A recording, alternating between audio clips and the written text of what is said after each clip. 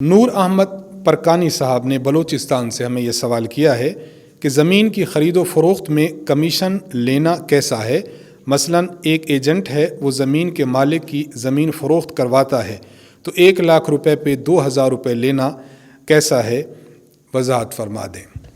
دیکھیں، یہ زمین بیچنے والا ہے، مالک ہے، اور یہ شخص زمین خریدنے والا ہے۔ ایجنٹ کا کام یہ ہوتا ہے کہ وہ اپنی محنت کے ذریعے، دوڑ دھوپ کے ذریعے، ان دونوں کو ملا کر اور اپنے اثر و رسوخ کے ذریعے اس زمین کے مالک کو اس زمین خریدنے والے شخص کے ساتھ کنٹیکٹ کراتا ہے۔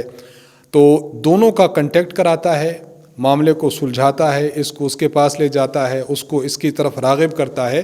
یعنی ایجنٹ اگر ایسا ہے کہ جس کا کام ان دونوں کو ملانا بھی ہو اور اس ملانے میں اس کی کچھ محنت بھی ہو، کوشش بھی ہو اور دوڑ دھوپ بھی ہو، تو اس شخص کے لیے پھر زمین کے مالک سے 1,00,000 روپے کے حساب سے 2,000 بطور کمیشن لینا جائز ہے۔